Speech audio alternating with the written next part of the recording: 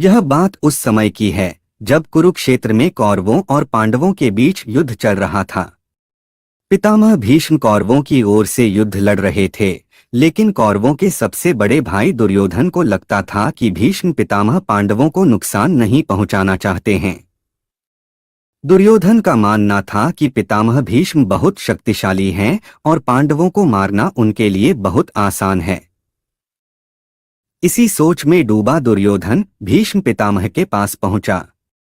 दुर्योधन ने पितामह से कहा कि आप पांडवों को मारना नहीं चाहते, इसीलिए आप किसी शक्तिशाली हथियार का इस्तेमाल नहीं कर रहे हैं। दुर्योधन की बात सुनकर भीष्म बोले, अगर तुम्हें ऐसा लगता है तो मैं कल ही 5 पांडवों को मार गिराऊंगा।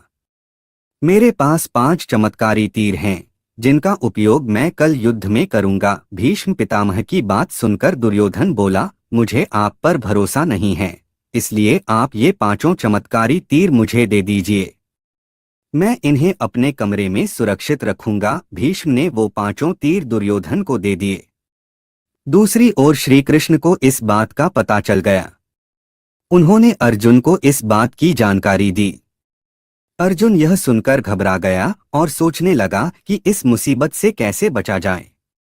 श्री कृष्ण ने अर्जुन को याद दिलाया कि एक बार तुमने दुर्योधन को गंधर्वों से बचाया था। तब दुर्योधन ने तुमसे कहा था कि इस एहसान के बदले तुम भविष्य में मुझसे कुछ भी मांग सकते हो। यह सही समय है, तुम दुर्योधन से वो 5 चमत्कारिक तीर मांग लाओ। इसी तरह तुम्हारी और तुम्हारे भाइयों की जान बच सकती है। अर्जुन को श्री कृष्ण की सलाह बिल्कुल सही लगी। उसे दुर्योधन का दिया वचन याद आ गया। ऐसा कहा जाता है कि उस समय सब अपने दिए गए वचन जरूर निभाते थे। वचन तोड़ना नियम के खिलाफ माना जाता था। अर्जुन ने जब दुर्योधन को उसका दिया वचन याद दिलाया और 5 तीर मांगे तो दुर्योधन मना नहीं कर सका। दुर्योधन ने अपना वचन निभाया और वो तीर अर्जुन को दे दिए। इस तरह श्री कृष्ण ने अपने भक्त पांडवों की रक्षा की।